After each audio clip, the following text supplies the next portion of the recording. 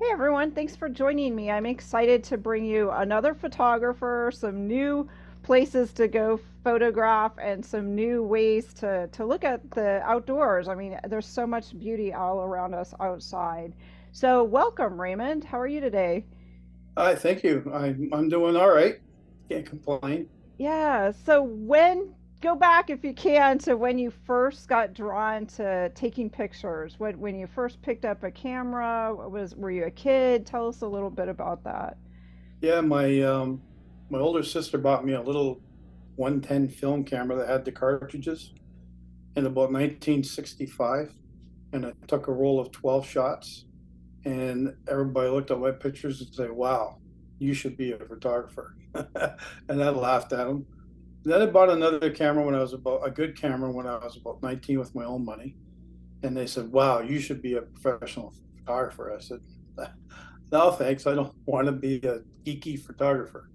And but I loved the artistic concept of it. And then I bought a little better camera, a little better camera, and then 2008 I changed careers and became a professional photographer against the grain, and been taking pictures and doing guided tours ever since. Yeah, that's incredible. And I noticed from your website, which is raymondbarlow.com, hopefully I got that correct, you do a lot of bird photography. So what kind of drew you to, I know we all have a niche, something that kind of draws us. What inspired you with the birds? Yeah, when I was a kid, I have to go back to then. And my dad used to drive us out in the country, used to take us camping. And I used to see the birds when we were camping. And I saw red-tailed hawks up on top of telephone poles when we were out in the country and on the fence lines. And I said, "Dad, someday I'm going to take pictures of those birds." And he laughed. He said, "Good luck." And he said his famous three words were, "Save your money." And so I finally did, and finally got into it. And for me, it's about the challenge. Like, the most photographed item in the world is the Eiffel Tower.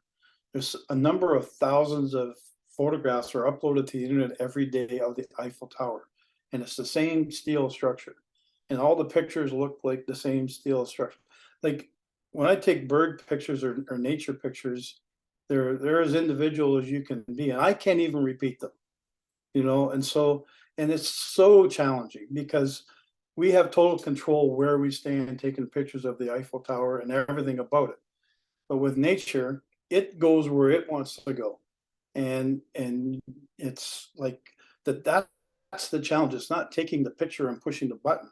It's creating the scene and getting everything in front of you to make it work as an artistic, beautiful, impressive image of beautiful things that don't have any makeup, don't have any fancy clothes, that don't ever lie, don't ever cheat.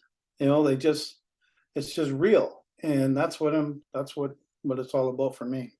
Yeah, it is. And I think bird photography, because of, like you said, it's unpredictable. I think it is super challenging. And that's why when I looked at your images, I was just like, it's stunning, but I'm sure it's hours that you can spend sitting and waiting and be trying to be patient. I think sometimes that's the part that gets left out. Yeah, you know what? Patience is one thing, but tenacity is where it's at. Like, you have to have never give up attitude.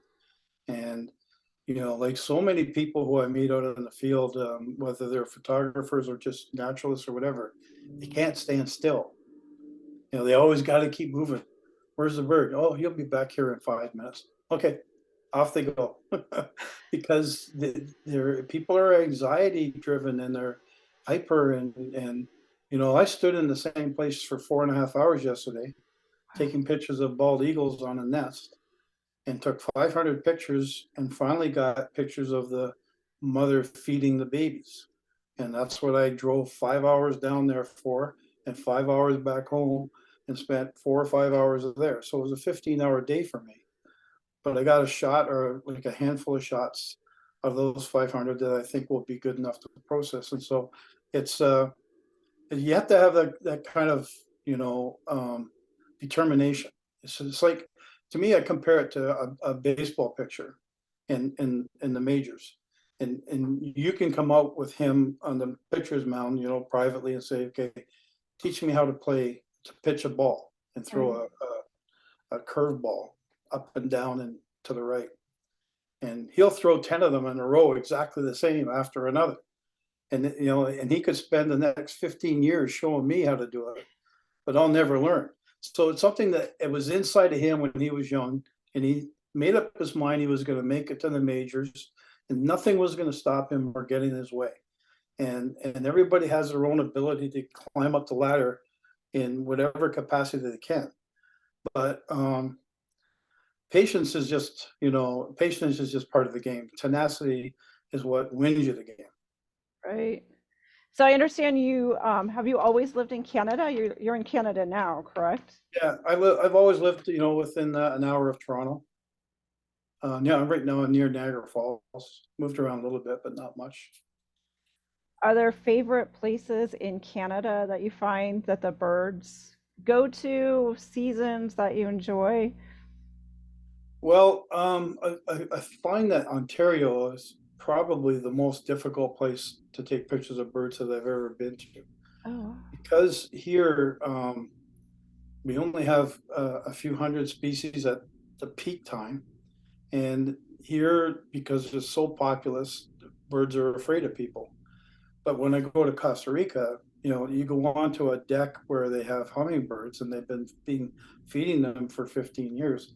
You go over there and you can pick up the hummingbird feeder and walk 15 yards with 24 birds surrounding the hummingbird in flight and put it down over here, and they're all still there. oh my gosh. So it's so like because they're used to all of us. And in Africa, you know, like I've been there 7 times, and every time you drive around a corner, it's something spectacular to see and take pictures of. But it's not like that in Ontario.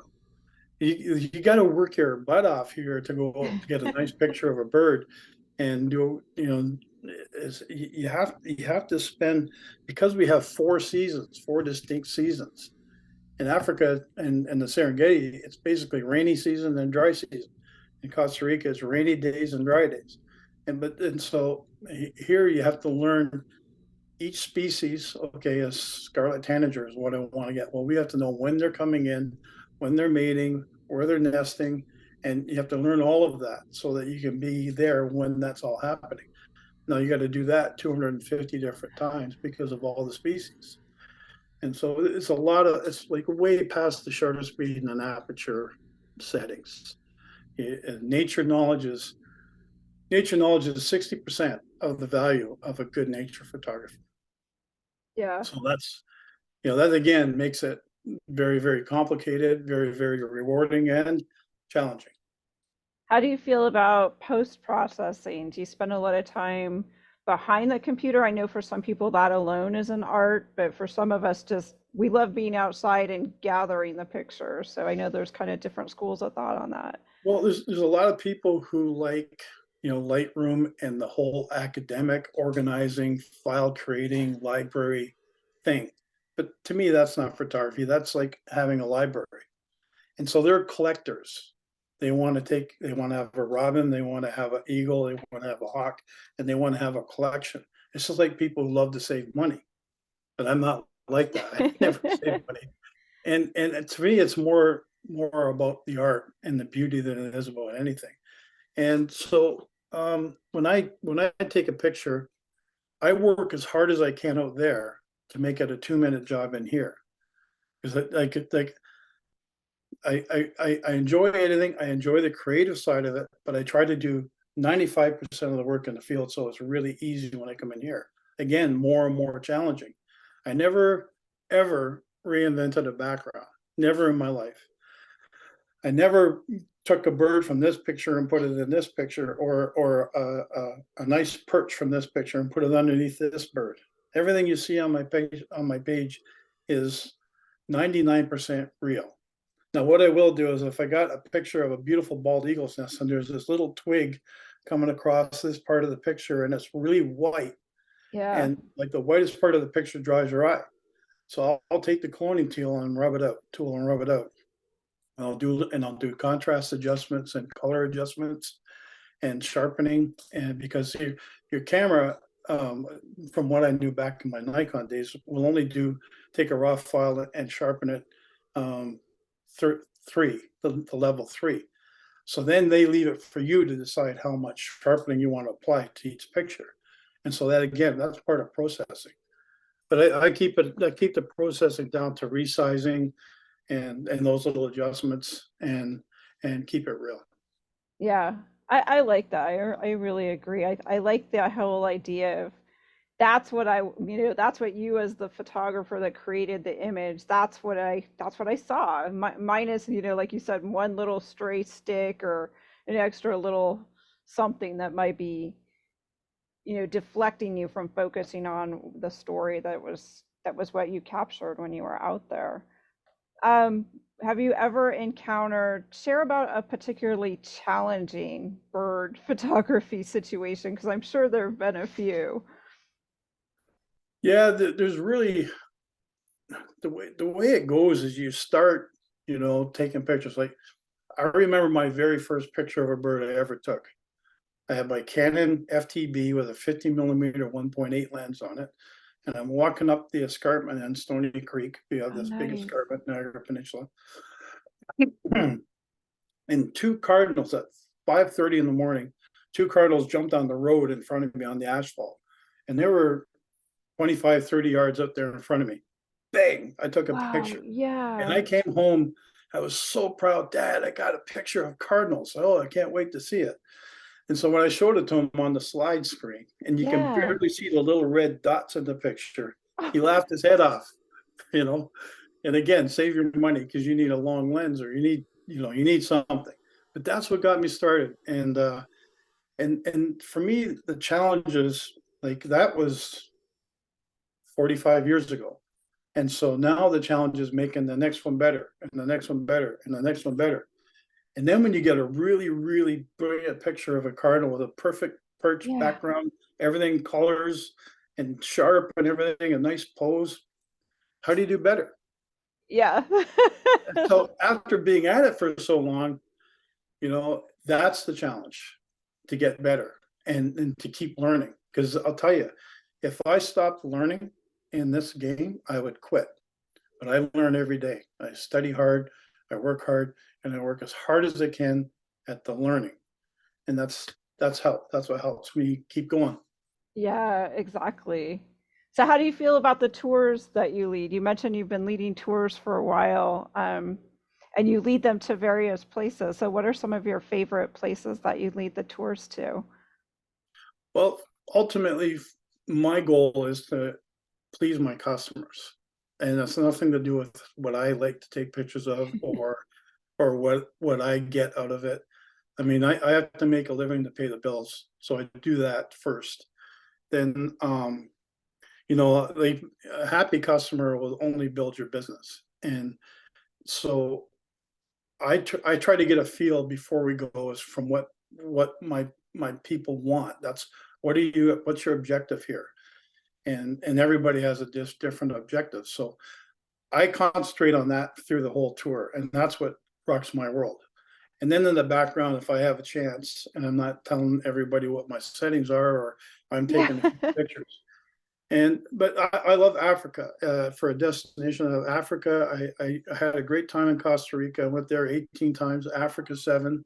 Wow. And then I picked up on Ecuador. So my last 3 Central South America trips have been to Ecuador. I love it there. It's safe and it's beautiful, and the lodges are incredible, and tons of beautiful birds and colors.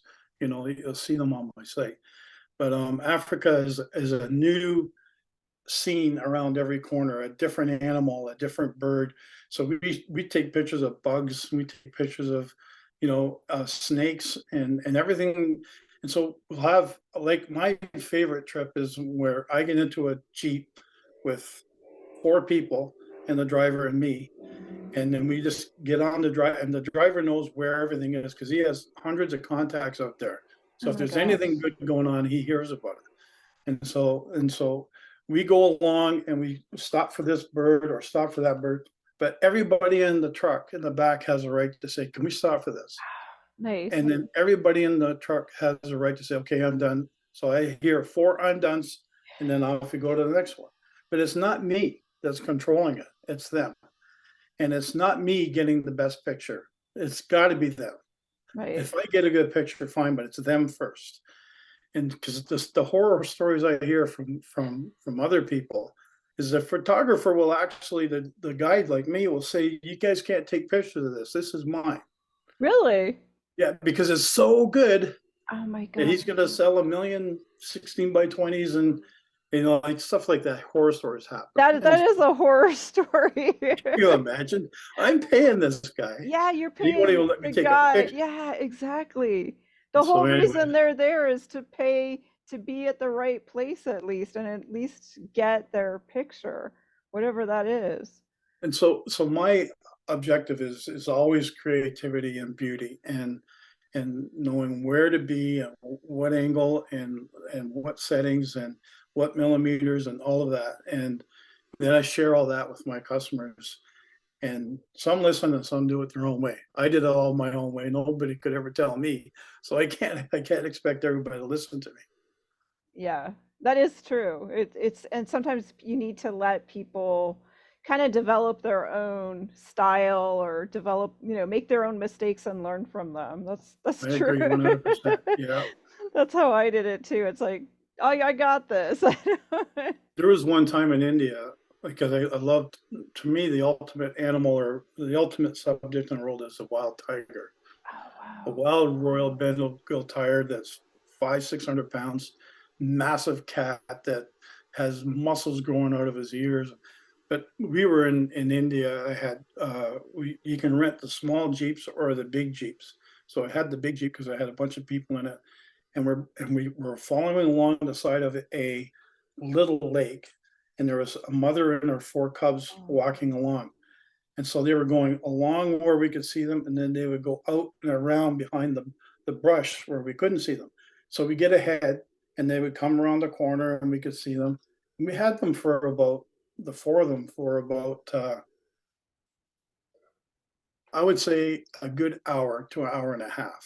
It was wow. unbelievable. That's incredible. 4 cats right in front of us, and the 3 babies were all around 18 months old, so they're big cats. And so anyway, we come around the one bend, and I yell at the driver or the guide because the drivers usually don't talk English, but Right. the forest department guy who makes sure that we all do what we're told. I said, get us about 150 meters ahead, 150 yards ahead. They understand yards. And so I'm up by that little pond up there. Go, go, go, go, go. And all the customers are saying, Ray, wait, wait, wait. I want a shot of this. Like, no, go. Yeah, go. So this time I took control because I knew I knew it was gonna happen. And so we race up. I said, hard and fast as you can go, Oh my God. and get up 150 yards and hook to the right and stop. And so that all of us are facing the right side of the truck at the 4 tigers, who are now walking directly at us in our face. And okay, now start taking pictures. As everybody's shooting this foursome, yeah, mother and the 3 cubs, and they're coming Yeah. right at us. And then 2 of them on the left were sisters and decided they were going to have a race. And so they're whipping along and running alongside the water, and they run right up to us and plop in the little pond that was like an extension, little tiny lagoon that was maybe as big Yeah. as your living room, right beside the lake, because they can't go in the water there because it's full of crocodiles. Oh. So they find these little lagoons that are 12, 14 inches deep where they can see to the bottom and know there's no crocodiles in there, and they go in there and lay down and cool off. And so it's like Yeah. everybody. And so then we're all looking at it, pictures. It's all over. All 4 of them are laying in this little lagoon. We take pictures of them laying there together and drinking water. And then they all end up getting up and walking away. And I said, any more questions about where we're going or how we're going to get there? You're right, Ray. But when you're leading a tour and you go to these countries, wherever you go, some experience is helpful, but having the ability to anticipate is everything. And if you can anticipate what a big cat or a wildebeest or a bird is going to do. Like I can see bird body language when they're going to lift off, or they'll get ready, he's going to Yeah. go, get ready. And so then everybody gets on and when he takes off, and they got shots of the liftoff and or different things like that. Anticipation is really, really important. That comes with years of experience. Yeah, and to me, that's why if someone's new to photography or they want to go capture like the hummingbirds, like you mentioned in Costa Rica, it's good to like go with someone like yourself that knows, has studied, because I think especially with bird photography, which I have not done much of, to be honest, but I hear that often that really anticipating and learning their behavior, that's the best way you're going to get some of those amazing images. Yeah, it's just like a photographer taking pictures of a model. You know, a beautiful model, male or female, doesn't matter, a family. Spend a few minutes, 10 minutes getting to know them, find out what they're like, and then work with their personalities and their presence, and then make a connection. And it's all about making a connection with your model, whether it's a bird or a family or whatever you're doing. And that's the ticket. But you know, like I agree. People have gone to Costa Rica and they come home and you know I got the same camera as you, the same lens as you, and I can't get pictures anywhere near. So people sadly equate good pictures to good equipment. And that's the biggest bunch of bunk you ever heard. I still go back to my 2009, 2010 trips and pull out pictures that are every bit as good as the kit I'm using today. Oh, Now the yes. pixels might not be quite as sweet and nice and so on. Different things like ISO values are much better now, and we have better software for noise and so on. But um, yeah, like it comes from the heart and the mind. You know, you have to feel it, just like in golf when you're taking shots on into a green with an 8 iron from 150 yards. You know, you have to feel it, you have to see it, you have to anticipate everything all about it. Then you have to make it happen. And if you put it all together and all your dots are aligned, all your ducks are aligned is a better term, then it happens. And but it takes a lot of effort. So if someone's thinking about going on a bird photography tour with you or someone else, what are some things they can do to kind of prepare themselves ahead of time? Well, the best thing they can do is ask questions, and that's what I spend all my time doing, leading up to the day we get on the plane and or we meet and cover all your bases and prepare that way. And most people are really smart when it comes to preparing because they're experienced travelers and they know what's involved. And then it's you know like when you're taking pictures of nature, you don't know what's going to happen until you're standing there and your camera's ready and there and the bird is there, or the tiger is there, Yeah. and so you have to make an evaluation every time you look through your lens of what you're going to do and how you're going to do it. So I can only teach like as far as preparing is concerned, um, how to analyze the situations in a broad sense, so that when it comes to that bird and that tree and that light and so on and so on, then here's the process you go through. And that's what a lot of people ask me, what's your process? And so I just explain to them, well, you have to see the shot. You know, Nick Faldo always said it on CBS: see it, feel it, and then make it happen. And so visualize and so that's what I do all the time. I start from the back end and move the other direction. So I see what I want and I want to know, I see exactly how I want it to look like on the computer or on a print. And then I start doing the creative work to make it happen. And then for preparing for trips, like what I do is I send them out my list of everything I bring, and so that most people have lists already, but they say, you know what, there's something I never had Yeah. that in mind before, and so when you're doing nature, there's a few things that you might want, but yeah, that's what I do with people, and there's only so much you can bring, and there's only so much you can do to prepare, and then just get out there and enjoy it. Yeah, that's great. Do you have some upcoming tours that you're leading or places that you'd like to go back to? Well, yesterday I was down near Pittsburgh, which is 4.5 hours south of here, and I'm dying to go back because it was a bald eagle's nest, and the babies are about this tall, Oh, and and the mom's feeding them 4 or 5 times a day. There's 2 chicks in the nest. But if you know how long a football field is, 100 yards in USA, well, this nest is 130 yards away from where you can stand. Oh, wow. So you're on the side of a road with a guardrail, with your tripod down on the guardrail. And then you look out over the valley and you're at just about eye level. So you're standing here. The nest is just a little bit above eye level, but pretty nice. Yeah, that is pretty nice. So you're not looking way up and seeing, just the beak and the head looking down at you. And then you actually can create a green background in this Right. situation, which is important because looking up into the sky, you get white or blue or clouds, but I like green backgrounds. And Yeah. so that's why I get excited about it. Like we had a nest down south again about 4 or 5 years ago. I've been there about 5 times where the shooting location was here on the side of the road with the guardrail, but the nest was here. Oh, And it was nice. much closer than our nest yesterday. This was 131 yards. The nest 4 or 5 years ago was about 60 yards. And so when the little eaglets were this big, I got pretty sharp pictures of them Oh, nice. from that distance. And so looking down into the nest, especially like I had a great horned owl's nest I would look down into, and then these eagle nests, if you can get that view without getting in a drone or on a plane or a helicopter, that's the ultimate.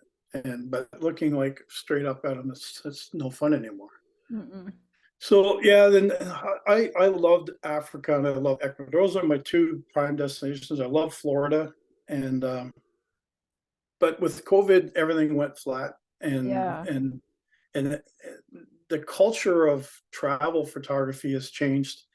Less and less people are going with guides. They're trying to save money because they have to buy Z9. That's $8,000 in Canada, or the new A7R5, which is $6,000 Canadian, and the new 800 millimeter f5.6, which is 19,000 or Oh my gosh. 20,000 Yeah. Canadian. And a tripod. You gotta have a tripod. You gotta have a big iMac computer, and it's just never ending. And then every year you gotta upgrade. At least a lot of people do, and so it's very expensive. So I haven't done a lot of traveling since COVID started, and I hope to get back into it, but I'm happy just doing day trips around Ontario and Mm. scraping by that way. Yeah, that's good to know. Well, if there was a place that people were interested in, we should definitely let them know to reach out to you because I'm sure you would go back to Africa or Costa Rica or one of these other places. Yeah. Oh yeah, I'd love to go. Right now I'm tied up because I have a 17-year-old daughter going to university in September, and I just become single, so I'm kind of hanging around the house until my daughter's moved out, which is coming up soon, and then I can get going again. Yeah, no, that makes sense, definitely.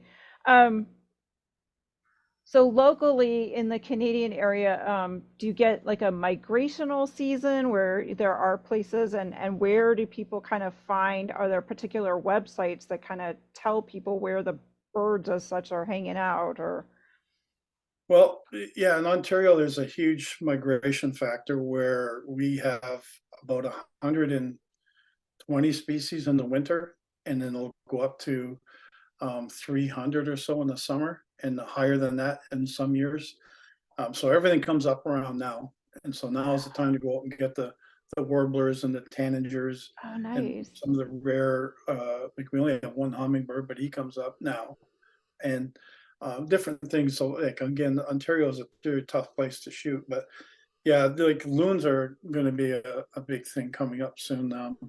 So end of April now, so May, June, in another 5 weeks or so. The loons are up here now, but they're preparing nests and Mm. mating with their partners, and so they'll be on eggs in the next week or so, and then in the first and second week of June they'll be hatchlings, and then when the loons go out swimming around the water, they bring their babies out.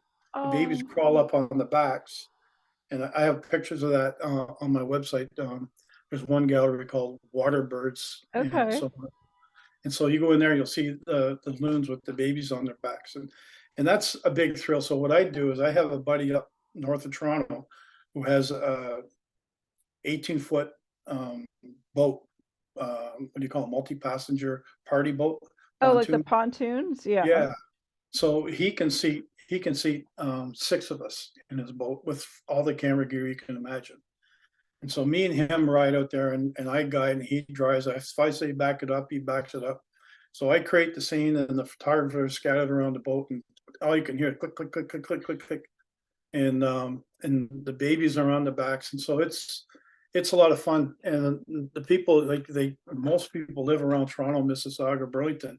They can drive up to this lake for the afternoon in the early evening. 8 o'clock we're done because the sun's pretty much going down, and then they drive home. So it's a day trip. Oh, And that's nice. Yeah. I was just scrolling down through your, here it is, water birds. I'm gonna see if I can do a share screen so people, this will be part of the, let's see if it'll let me share it. And here it is. And get these birds up here. Oops, let's make it bigger.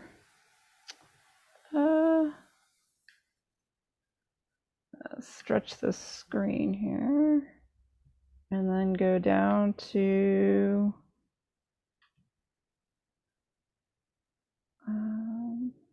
there. Can you see that? yeah, those are gadwalls. Those aren't the loons. You'll have to go down a little Let further me because scroll, see if I can scroll you go down. back so you can see the see that cluster. Now scroll down through there. Let's see. No, no, Uh, there. there. Are these look? Oh my gosh. Yeah, There's that yeah. one, and then the one right before it. Yeah, the one right above it, right above it. That's probably my favorite of them Oh, all. oh my gosh. Let me see if I You can have to make it. scroll your page down a little bit more so you can see the whole frame. Yeah, exactly. Let's see if we can get this better so people. There There you go. we go. Yeah, I like that. Oh, that's beautiful. Yeah, they're such a pretty bird. They really are. And you know what's really neat about them is they you don't see them flying. Once they get to their little lake that they're going to spend the summer at, they stay in the water most of the time, like 99% of the time. But what they do to keep their wings in shape, and they swim underwater. So they'll drop the babies. When one parent will take care of both of the babies, the other one will go hunting. And so it goes for a dive, and it could end up 150, 200 yards away before it pops up. And it will eat the first 4 or 5 fish that it catches, and then it'll catch a couple and it'll bring them back and feed the babies. Oh my goodness. Wow. And so it's they're not easy to get, and just to find loons with a pair of loons with chicks that size that are still up on their backs like that, they'll only do that for about maybe 8, 9 days max, and Oh then wow. the babies start swimming around on their own. Then they start diving on their own and catching their own minnows, and then the whole process begins of life. But yeah, it's being out there on a lake when you can't hear a transport truck, a dump truck, a horn. You're out there in the peace and quiet. It's cottage country. You might hear some kids swimming a mile away that are screaming and on a slide or whatever going into the water, but it's so peaceful. Yeah, It that's was so funny. Last year we were out there, and this exact scene was in front of us, and my wife, my ex, was with us just for the ride because it was our first test trip. And so I brought one customer, and then the family went out. And while we were taking pictures of this, a bald eagle started circling over top. And bald eagles will come down, sweep in, and grab the babies, and off they go, and crunch, crunch, the babies are gone. right, right. My wife stands up and she's screaming and waving, no, no, Oh no. no. She was so emotionally involved in what was going on because she's seen, I watch documentaries day and night. She sees what happens. She Yeah. can't watch it. No, I She has can't to get either. up and, she has to get up and leave the room because she doesn't want to see the little baby get eaten. Right. But that's life in the natural world, unfortunately. Yeah, that is. Oh my goodness. Yeah, it's just such a short window of time, like you mentioned, to capture these kinds of images and then to have the light be right and have like the color of the water. I mean, this is just stunning. but it's great when you're an artist and you paint these pictures and you can paint anything you want. And you want to just paint what colors you want, what birds you want, but when you're a photographer, you have to be there. You have to find it. And Yeah. that's what, people including me, when I look at other great photographers' images, I say to myself, what the heck did he do to get that picture? And that's exactly the same question tens of thousands of other people are saying when they look at nature pictures. And that's the mystique about it. Mhm. It's like magicians, like they call it magic. One woman from England, she said to me, Ray, she says, your pictures are beyond comprehension. I love them so much. Do you believe in magic? And I go, well, David Copperfield was my equation of magic, right? He's a great magician, but in an artistic concept, no, I don't believe in magic. I believe in talent. People have talent, and they express themselves by creating. And to me, the best talented creators are musicians who can make like Paul McCartney and John Lennon, and then or people who do sculptures, because Yeah. nobody can do that sculpture the same as they did, or Michelangelo, or Shakespeare with his art, and on and on. I mean, that's what makes these people individuals, which makes them great, but I don't think it has anything to do with magic. But her interpretation was magic, and I thought it was nice. I didn't begrudge it. I mean, of course, it was a lovely thing to say, but like the English women, I mean, they're just incredible to listen to. Yeah, yeah, it is. But there is a little bit of magic, I think, in just putting everything that you've observed together, that what you were mentioning earlier, kind of studying other photographers or images that you like, kind of that thinking ahead of how you would want to compose it if and when it comes into scene, because it may be fleeting, like this loon. I mean, like you said, it 1 minute it's right where you want it in the frame without you adjusting too much, and the next minute it's gone or diving or disappeared. You see this loon that you have there on the picture, you see the baby on the back. You Yes, can't see, all you can see is the body of the baby, but do you see the head? yes, And you just see how it's peeking barely. around the Yep, corner? yeah, it's just peeking out. Yeah. That kind of stuff, it's not a stock everyday image. And that's what kind of stuff that rocks my world. And like the first one I showed you that I thought was my favorite, which is up quite a bit on the top right hand corner. That's a stock standard loom with the baby on the back. Lucky to have mom and dad there with one baby, and everything else is right. But this one here to me is one that I would print and put up on my wall, because it's a Yeah. little bit unique. And even though the baby's head's in the shadow and you can't quite see it, but there's just enough there for people that want to get up there with their magnifying glass and say, Yes, yes, exactly. It is. It's just enough of that intrigue, enough you gave them enough of a tease to want to that pulls them into the image. I think you tapped into something really important there. It tells you enough know of a what? story. I never take credit for anything. Honestly, I don't. To me, I'm a ordinary guy with an ordinary average life, still paying a mortgage at 64 years old, that pushes a button on a little box. But everything that you see and everything I've talked about is nature's gift. Mm-hmm. That's my attitude. If Vargas, who took pictures of beautiful models for Playboy magazine Yeah. years and years ago, didn't have beautiful models, he'd be out collecting pop bottles and cashing them in for cigarettes. Like that's it's like you can't take the credit yourself. You really can't. You Right. have to give nature everything, and that's why I really do worship nature more than any god or any superstition or anything else. It's so real and so honest and so beautiful. And that's just the way I think. It's something that's been in my life, since I was 4 years old. That I could far back as I can remember, watching, sitting on the picnic table and watching this little green caterpillar coming down its trail of silk, and landing on the picnic table in front of me and walking around. I mean, I was so amazed with that when I was 4 years old. I ran into the house and had to get my mother out. It's like, here, look at this. She Yeah. come out and go, what? What? And it was just, it was my Yeah. fascination and her disgust. Oh no. It's funny the way it goes. Yeah, it is. So, how do you stay up to date on new gear and technology? Do you have a point where you decide to upgrade, or um, talk a little Well, bit about that? the old saying in photography circles is the best camera is the one that's in your hand. And, you know, people have said to me, and I hate to sound like I'm being showing off or bragging or anything. Ray, you could be given a pinhole camera and take pictures there. And that's where it all starts here. It doesn't start with what you got in your hands. And like any camera, even an old film camera, an old FTB, take incredible pictures with it with a good lens.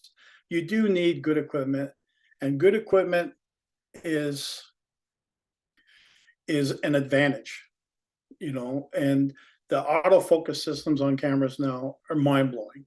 Yes. But I remember when I had my FTB, which was a manual aperture, manual focus for every shot.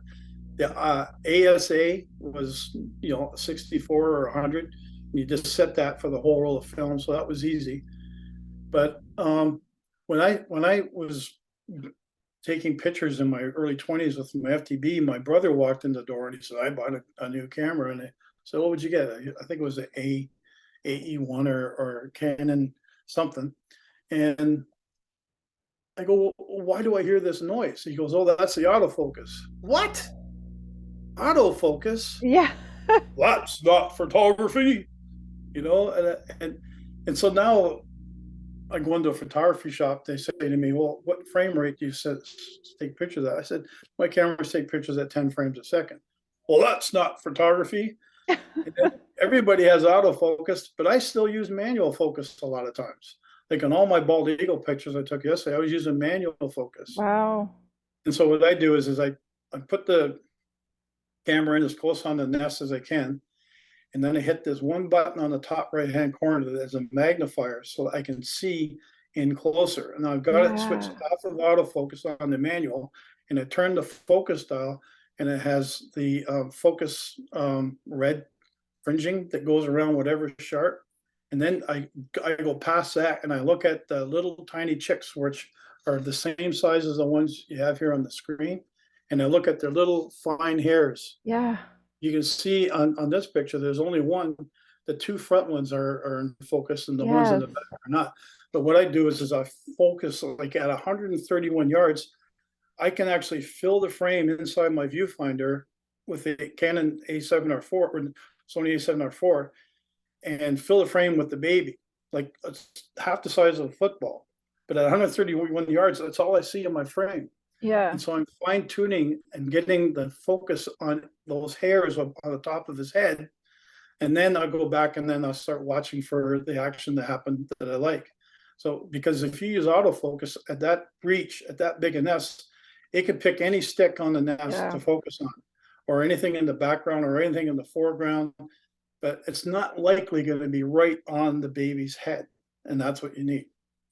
And so there's lots of techniques that, you make the mistake 500 times and you finally say, you know what, I'm tired of making that mistake. And then you learn not to do it anymore. You just try to improve. And that's the fun of it. Yeah, that is the challenge of it, most definitely. I know these little chicks I have on the screen right now, they are just so perfect. You can see the little hairs and they're just so sharp, but yet you feel like you just reach into the computer and pick them up, even though They're like little kittens or little yeah. puppies. Yeah, it was. These are swan babies, mute swan babies, and there was a nest actually only about 4 miles from my house, and we were watching the nest, and we had to go down into this valley and look. Oh, she's still on the nest. Come back a couple days later. Oh, she's still. About 8 times we went. When are you gonna have Wow. those babies? When are they gonna? And you need help. And Then finally we go over there, and there they are all swimming together. And these ones here will also ride on the adult's back.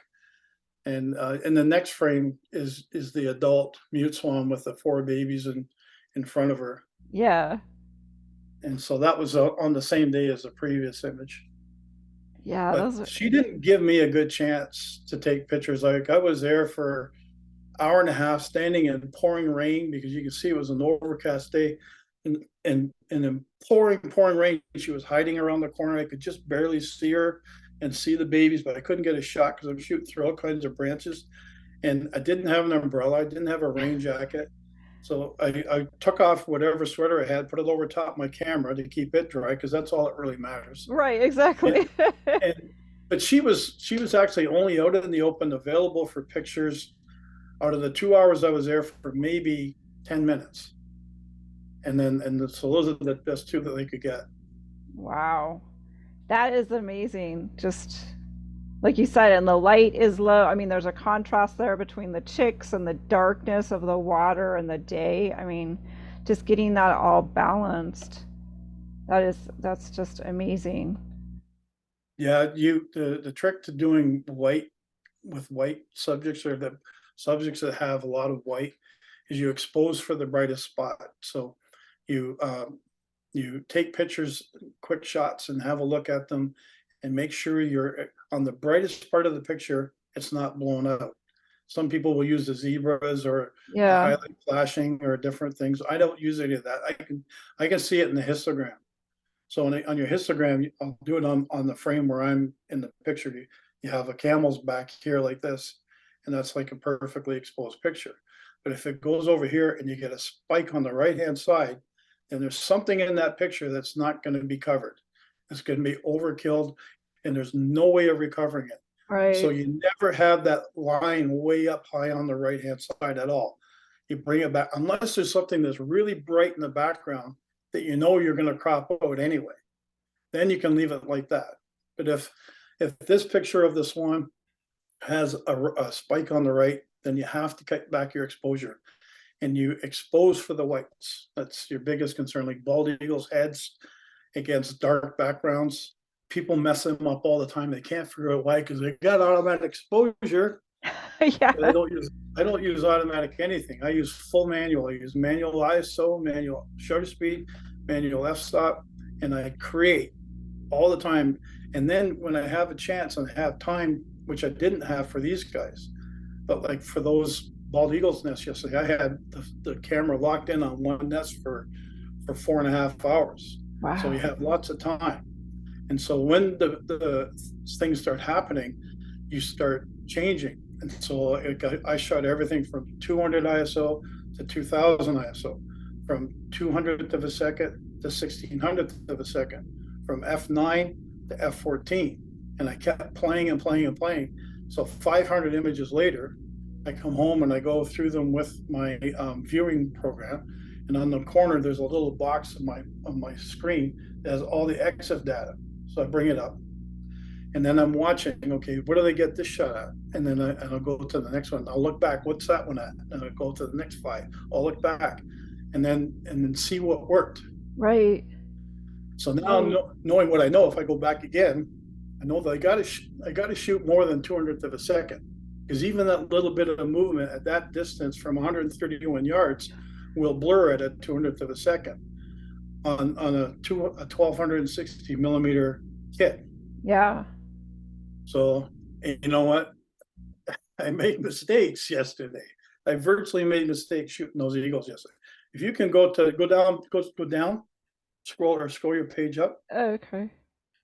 Yeah, we keep no, go down, down, down, down, down. Oh, down here. Now on the left there you see the bald eagle there on the Oh, top yeah, left. yeah, I see him. Click on that.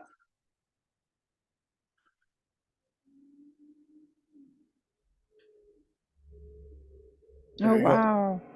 So that was yesterday. That was yesterday? Oh, Yeah. wow. Oh So my goodness. if I'm out shooting today, I get home, and as soon as I can, I'll get something edited from today's shoot, and it goes right into this gallery. So all of these pictures are chronologically ordered in the order that I've taken them. so that if you've seen all my pictures on my website, you don't want to see them all again. If you want to see what I shot this week, you go here. Yeah, to the Or recent images. Yeah. yeah, or to there's another one called 1600 px, which means 1600 pixels, which means they're a lot bigger than these ones. So if you have an iMac like I have, you might want to see the Oh, picture yeah. this way. Right, But right. I put the small ones in that are lower kilobytes for people in India or Afghanistan that have 26K servers. And so when they don't want to wait for the bigger files to load. And according to my SmugMug stats, right now I'm gaining around 200,000 views a month, and on pace for about 2 million views a year Wow. on this page. And I make nothing. Like it costs me $85 American a year to keep this going. But I love sharing nature, and I love putting my little story below each image. Now scroll down a little bit more, please. Now Nope. right there beside your mouse arrow is a little eye. Yeah, the info. Okay. Like that. Oh, you put all of the data This in it this then. is automatic. It draws it from the file. And so now Oh. you can see my lens. They used to show the camera, and for some reason it's not picking up my camera anymore.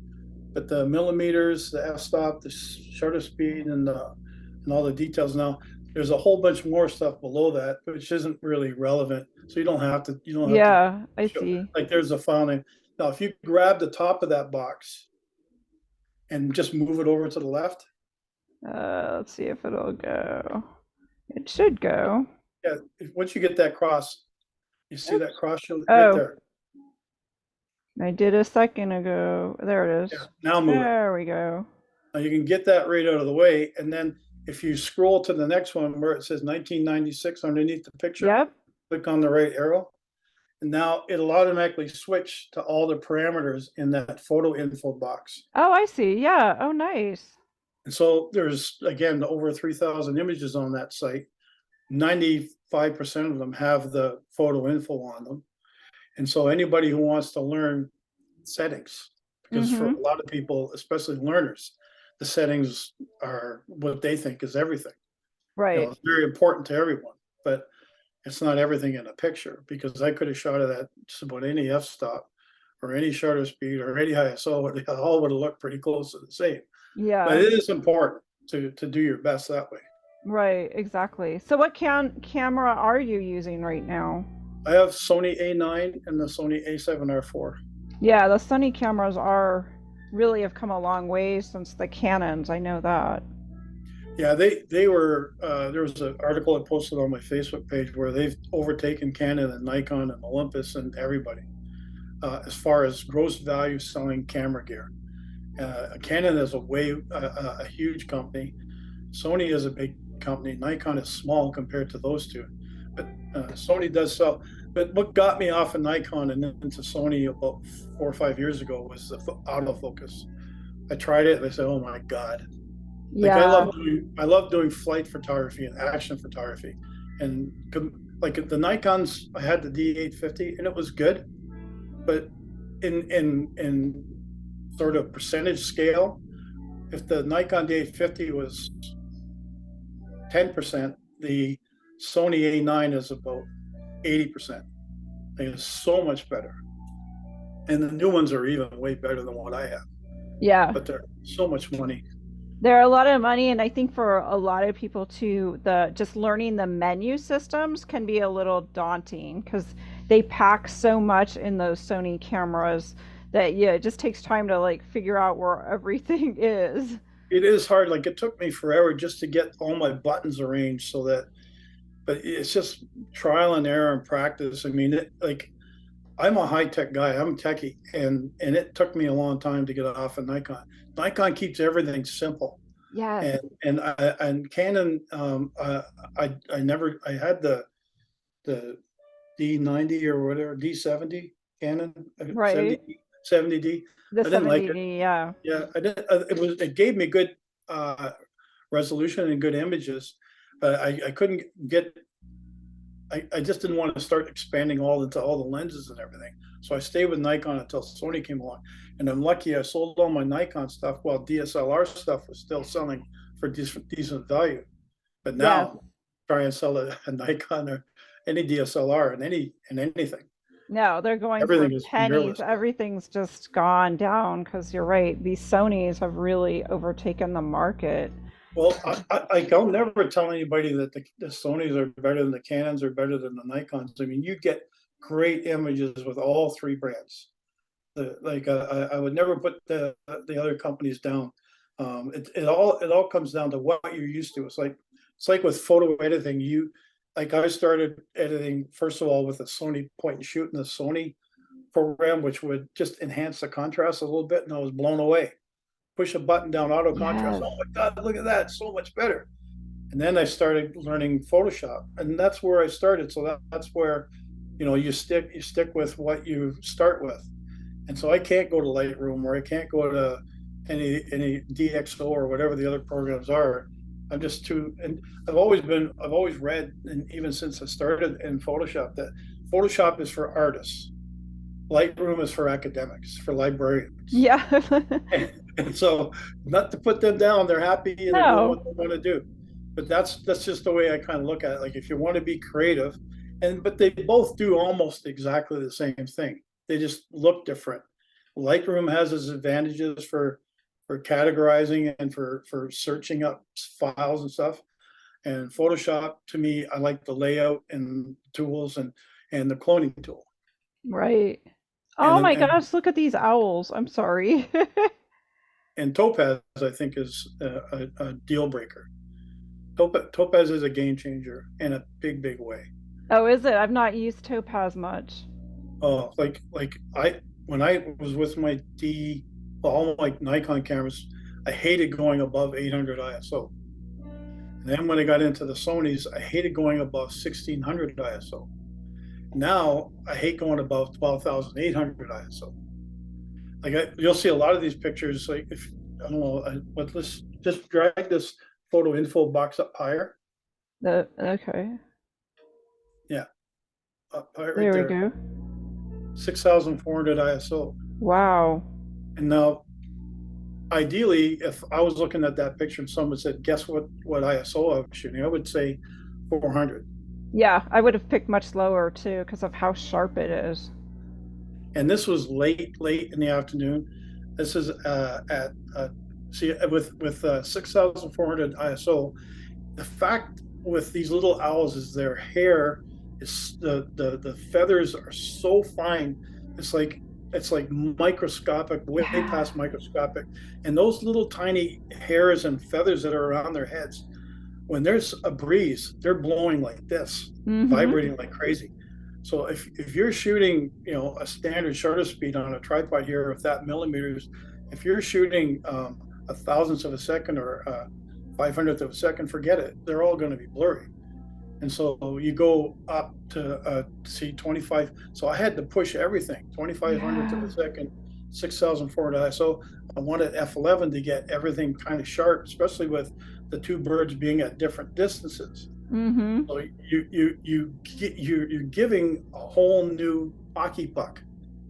Like, it's like an automatic, like it's a golden hockey puck for Gordie Howe, Right. because Topaz will forgive you for 12,800 ISO and Okay. give you a picture that looks like 400 ISO.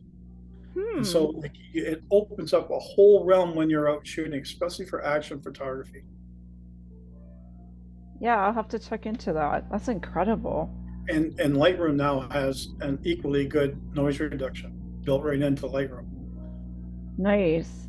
Yeah, And I think, go ahead. oh, I was just gonna say this image that's on the screen right now is just stunning to me. Just the textures of the tree and the owls.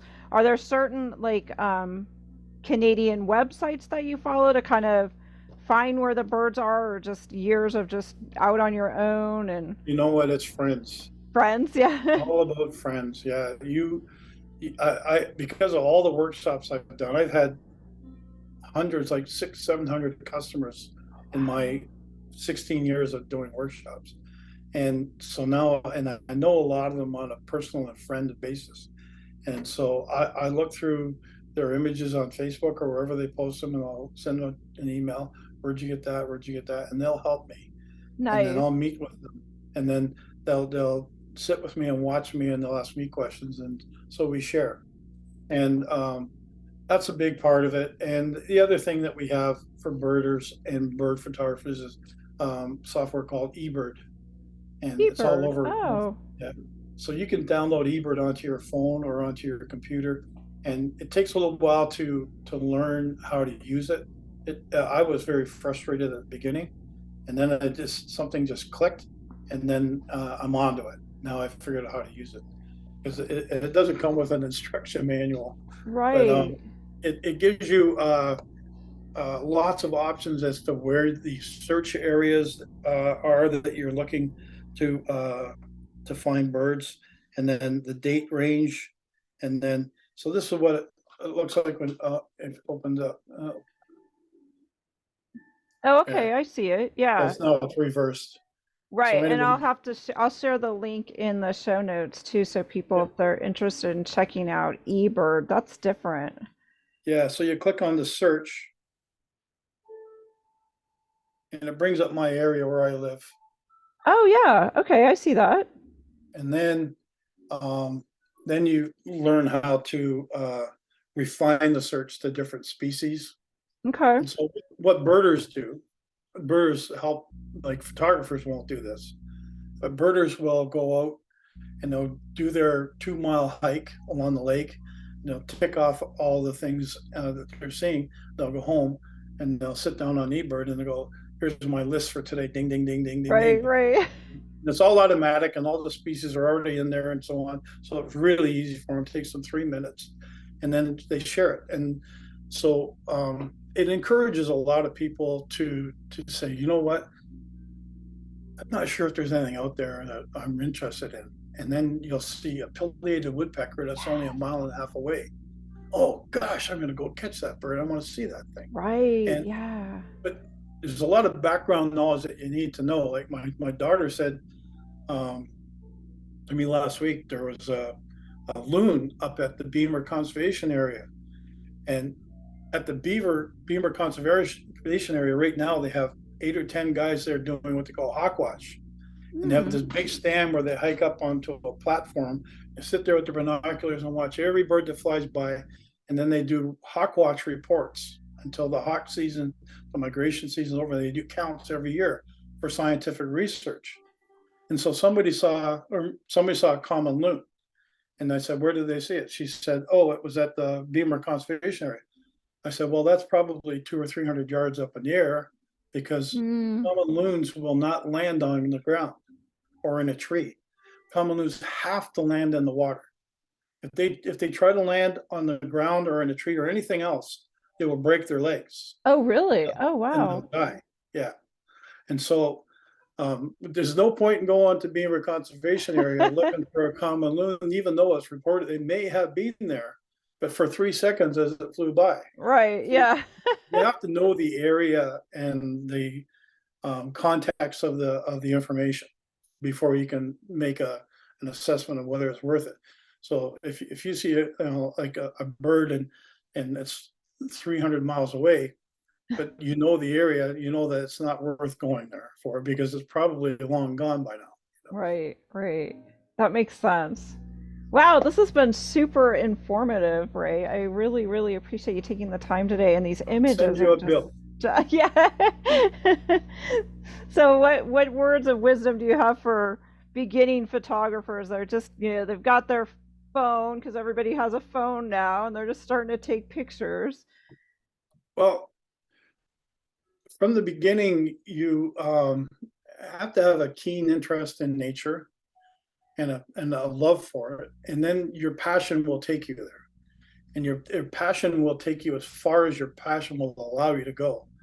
And if you're and nobody's going to have the same passion as anybody else, and so um, the key to it is I always tell people to rub elbows with nice people, share email addresses or Facebook names or Instagram names, send messages back and forth to people who are responsive and are helpful.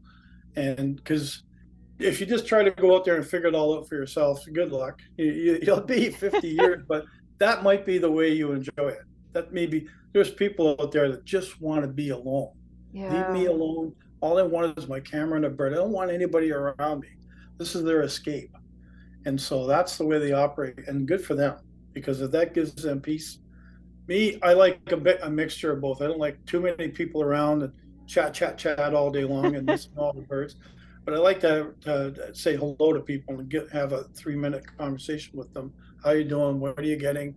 And I love that shot last week of your bald eagle. It was amazing, and that kind of thing. But yeah, and the other thing is that don't worry about the ones who are competitive and won't share anything with you. Like there's people that got their baldy or they got their kestrel on an incredible nest or whatever. And if they want to be private about it, so what?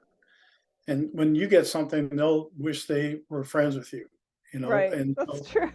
it's like take and give, take and give. And if they're all take, then let them go, you know. But that's the main thing is just let them go. Don't worry about them. Carry on, and understand that it's a process, and it's like it with golf. First, you have to learn how to hold the club, and then you have to learn how to turn your hips and your shoulders at the same time, and on and on. And again with the pitching guy on the LA Dodgers, you're not going to go out there and learn how to throw a curveball in 5 minutes. It could take 10 years, and you might never learn it. You know, so is all you can do is the best you can. That's life. Yeah. That is so true. So thank you so much, Raymond, for sharing all your insights and your beautiful pictures. I will post your website, which is Raymond Barlow, and it looks like .smugmug.com now that I've closed it. Well, yeah, no, you can just go. If anybody searches my name, Raymond Barlow, Yep. and just put in bird or nature beside it, my name comes right to the top on the Yep. Google search. Yeah. Yeah, that's true too. And if you want to go out bird photography with Raymond too, drop him a note and see if you can make your way to Canada and go out with him for a day because it's just been a fabulous day to see your photos and share a little bit even through the conversation. So thank you again, Raymond. I really appreciate it. Thank you very much. It's been a great pleasure talking to you, and you're a great host. You're You really welcome. are really good at what you do. And I wouldn't say that to you if I wasn't serious. You're really good. Well, thanks, Raymond. Let me go ahead and I'll share the show notes for our listeners so they can reach out as well. Thanks.